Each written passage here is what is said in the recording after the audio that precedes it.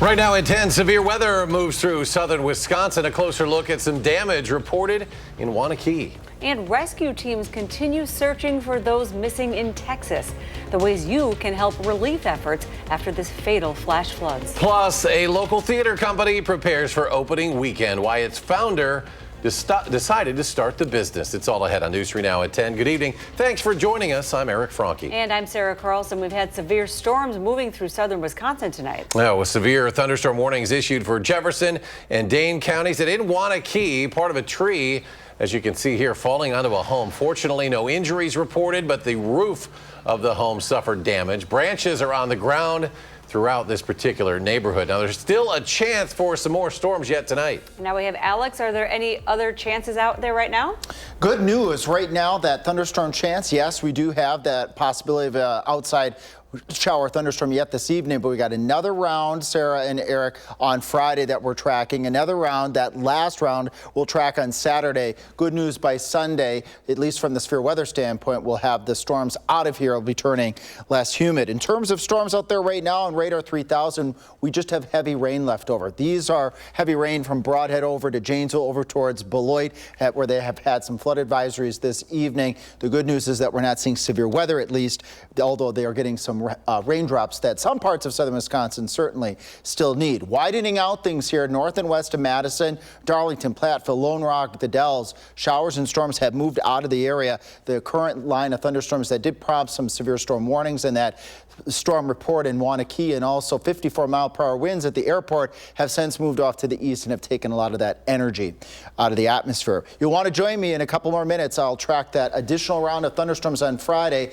and Saturday, and I'll let you know what our chances for severe weather are and who stands the best chance. All right, thanks, Alex. You can also track the severe weather for yourself on our First Warn Weather app. It has the latest updates on alert day and road conditions.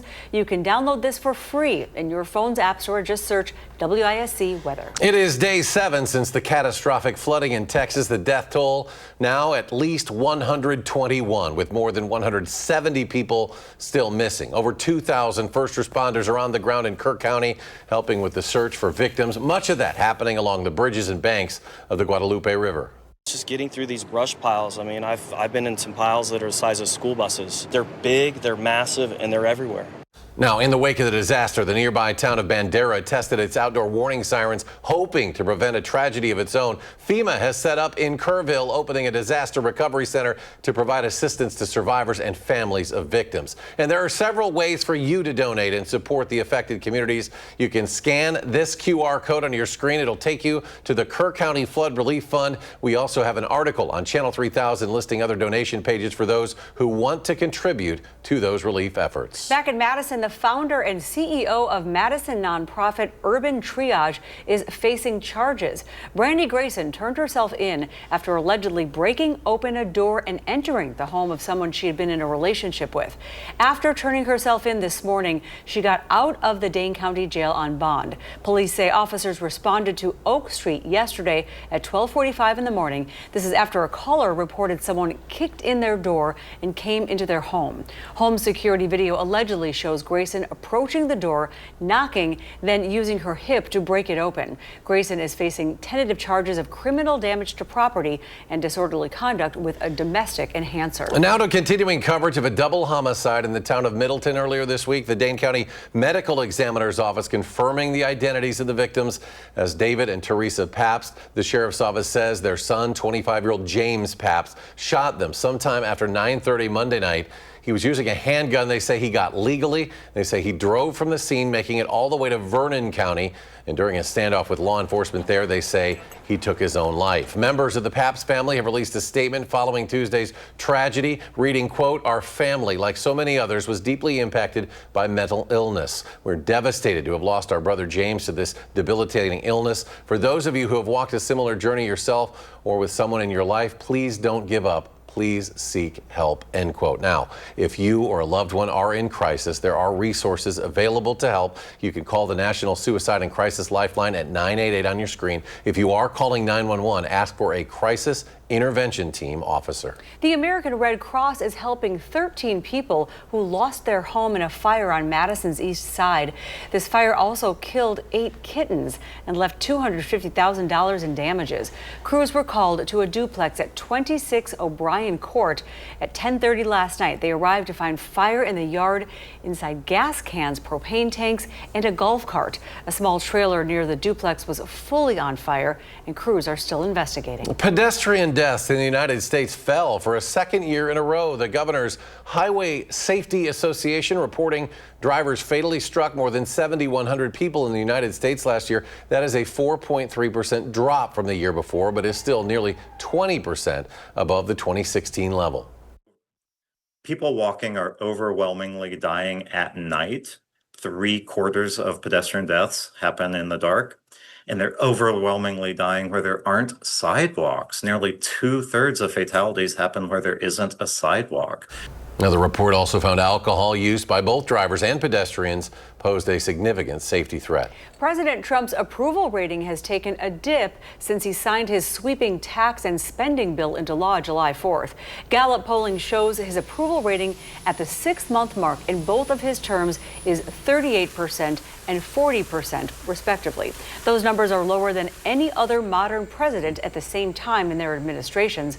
Gallup says the average approval ratings in the time since John F. Kennedy's presidency is 52%.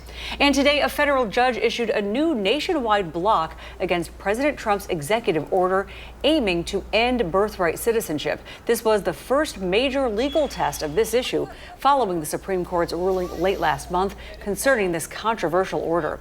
The High Court moved to limit powers of lower court judges to issue broad injunctions, but justices also kept in place the ability of plaintiffs to seek a widespread block of the order through class action lawsuits. The Trump administration is pushing for a deal to end Russia's war in Ukraine. Secretary of State Marco Rubio met with Russia's foreign minister today. Lawmakers on Capitol Hill are working on a bipartisan bill to impose new sanctions on Russia. I think the only way Vladimir Putin is going to come to the table if he realizes that he's going to have to face some serious sanctions and supply of arms and wherewithal to Ukraine. Otherwise, he's going to just keep stringing us along. President Trump has reversed the Pentagon decision to pause shipments of weapons to Ukraine. Construction is entering its final stages at the SSM Health Outpatient Center in Sun Prairie. The project's construction manager says the facility is focused on sustainability, energy efficiency, and promoting improved health and wellness for staff and patients. It features one of the region's largest carport solar panel arrays with more than 1,900 panels sheltering the facility's parking. We also have taken some of the reclaimed wood from trees that we unfortunately had to take down on the site, and we're repurposing them in interior features such as a wooden bench underneath our staircase in the main lobby. The registration desks will also have a veneer from that wood as well. The 90,000 square foot facility is scheduled to open for patient care in September. And this weekend, a theater group will take the stage in Wanakee. Maddie Heimsch gives us a sneak peek of the show and the Wanakee native behind the curtains. I didn't know this was happening in Wanakee. That's the feedback Hannah Nice gets about her performing arts company, Groundlings Theater.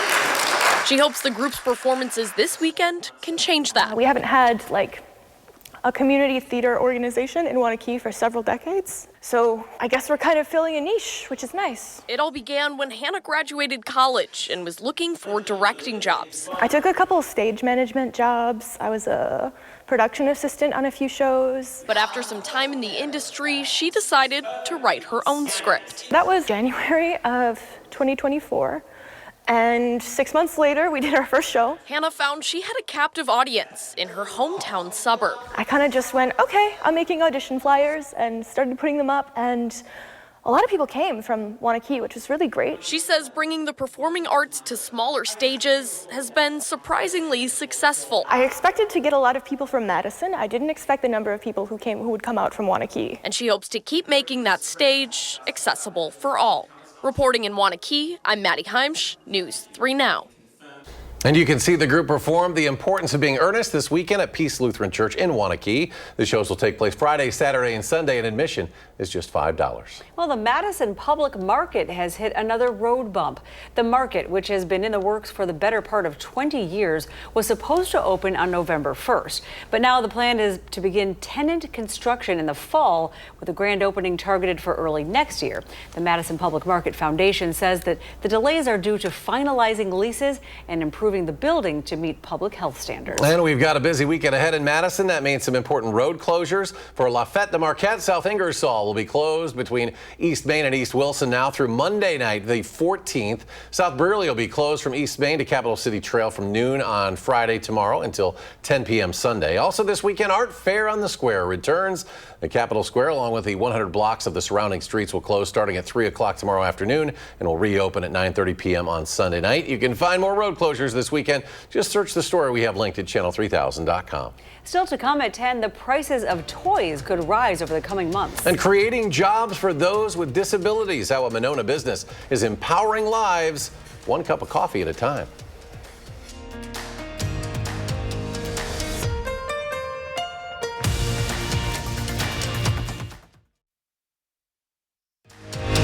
You're watching News 3 Now at 10. Well, despite there being about 2 open positions for every job seeker in Wisconsin, only 21% of people with disabilities are employed in the state. As our Armand Rahman found, it is a big part of what got the idea for a new coffee shop in Monona brewing in the owner's mind. When you order a coffee or cinnamon bun at Job Abilities, you meet Zach. I experience with hard work and dedication. He's a pro at taking your order, brewing up an Americano, all while serving up a smile that'll perk you up more than the espresso. We respect everybody here for, I have friends who have disabilities, like I have one too.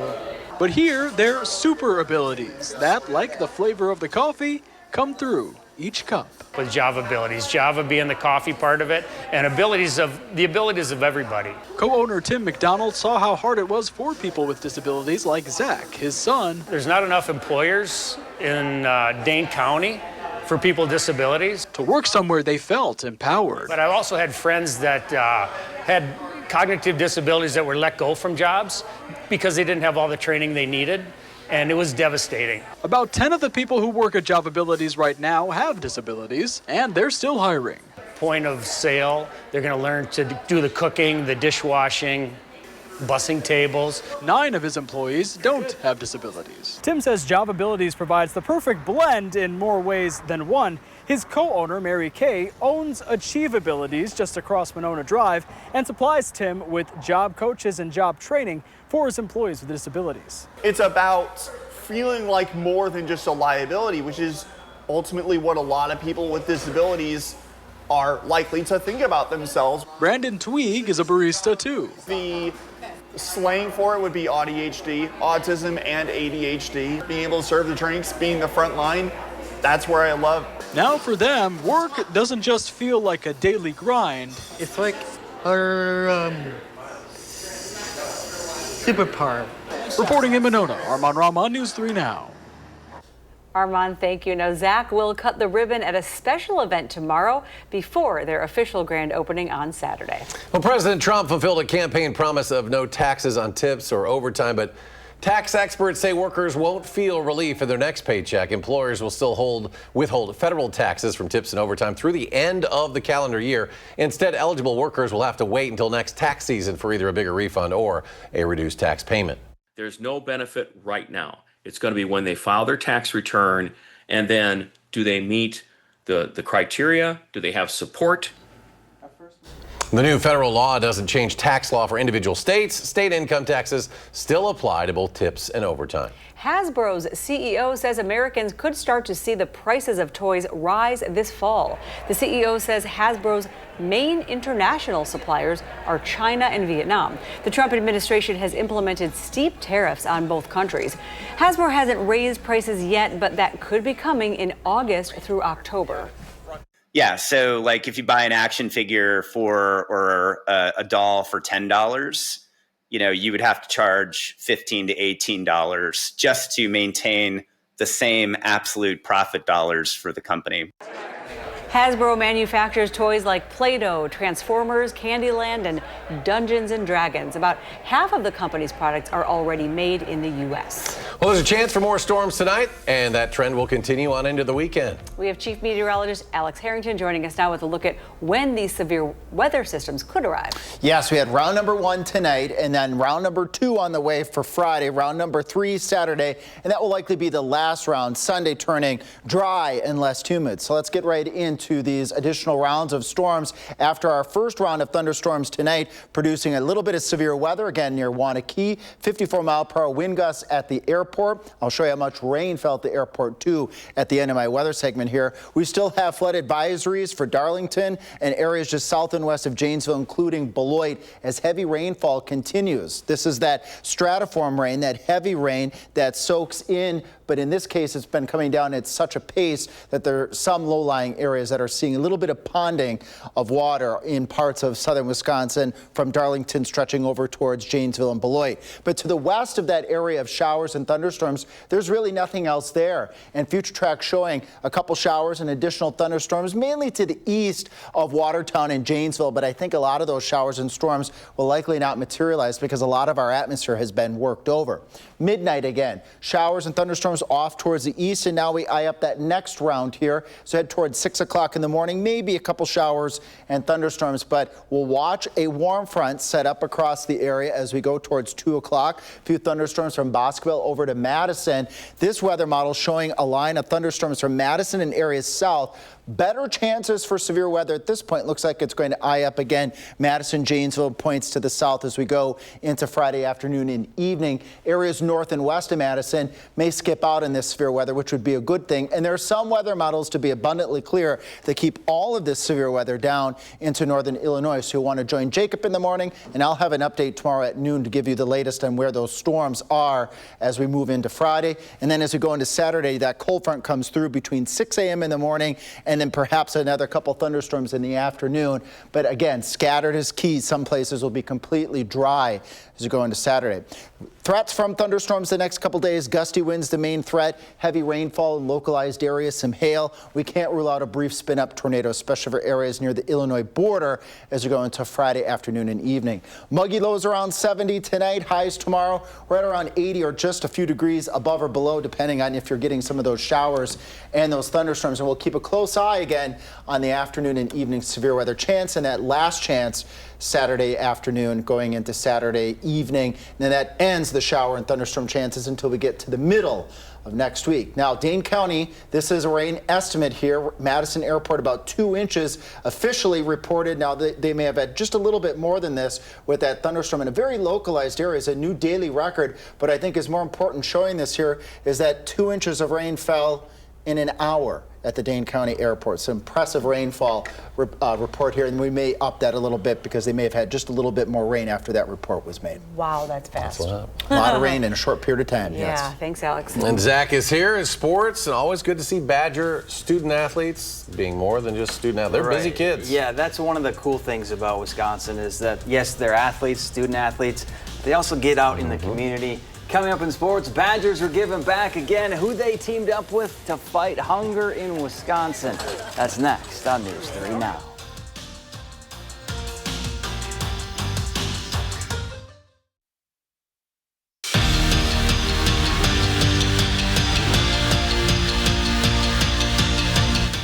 For the third straight year, Wisconsin football teamed up with Second Harvest Food Bank of Southern Wisconsin to help tackle hunger. And the Badgers brought out the big guns. The O-line and the tight ends spent the afternoon sorting through and packing up 30,000 pounds of food to help those in need. And the opportunity to work together and give back, well, that was an easy decision for this group. Being out here with the teammates is awesome. I mean, we're all friends. We do everything together, so just doing something good for the community and with each other, it's been awesome. It's a blessing. It's super important. I mean, the people of Madison and the whole state of Wisconsin give so much to us. The smallest thing we can do is give back to them. So it's been awesome. Exactly 7 weeks from today, Wisconsin will kick off their season, and with fall camp at UW-Platteville right around the corner, you could say that the Badgers are ready for their off-season to be done, and they can't wait to show off that new look but old-school style of offense. Yeah, we're super excited. It's been a long summer. It's been a long off-season. We're ready to get things rolling and get back to playing. This season, we're really looking forward to it. We got all new scheme, all new this and that, and we had a really good spring ball, and now we're looking forward to showing the world what we can do. After reading over all their accolades this season, it was an easy decision to name Casey O'Brien and Jason Swarens UW's Athletes of the Year. O'Brien capped off her final season on the ice with a national championship, the Patty Caz, and the title of Wisconsin's all-time points leader, while Swarens won everything he threw, winning both the Big Ten outdoor and indoor shot put titles, but saved his best for last, claiming a national championship in the shot on his final throw as a Badger. Well, during next week's All-Star Week festivities in the Northwoods League, the Mallards and Nightmares will be well represented in Tuesday's Home Run Challenge at the Duck Pond, with Hillary Blomberg, Emma Kavanaugh, Mikey Bell, and MJ Sweeney participating. The four big hitters have 21 combined home runs between them this season. And the Brewers had an off day today, and then they'll open up their final series of the first half with the Nationals to come to town on Friday. And the game everyone has circled, well, that's Saturday when Brandon Woodruff makes his home debut. Big Woo started for the first time in 2 years last Sunday when he went 6 strong, allowing just 2 hits and a run while striking out 8 batters. And that's it for sports. Alex is back with one last look at your forecast after the break. Well, a McDonald's customer favorite is returning to the menu board in an effort to boost declining sales. Check it out, everybody, the snack wrap. It was discontinued back in 2016. Do I sound like an ad? Yeah, you sound like a commercial. It was discontinued. I know you like the snack wrap. Right. In 2016, they got rid of it, but it remained a fan favorite. Thousands of people called for the return of the snack wrap. Sarah's heading for the drive-thru. The relaunched version features McDonald's new crispy chicken strips, lettuce, and cheese on a tortilla with ranch dressing on spicy pepper sauce. The snack wrap goes for $2.99 and is now a permanent menu item. You're pretty excited. She's really excited, folks. I cannot wait. Let's get to Alex. We got a big thing of green on your radar behind you. Kind of centered all now to the southeast, right? It is, and I have smiles right now because severe weather threat has passed, but we do have more storm chances Friday afternoon, evening, and Saturday, and Jacob and I and Blaze tomorrow got you covered. All right, and Stephen Colbert is coming up next. Our next newscast is tomorrow morning, and you can always find us streaming 24/7 on Channel 3000+.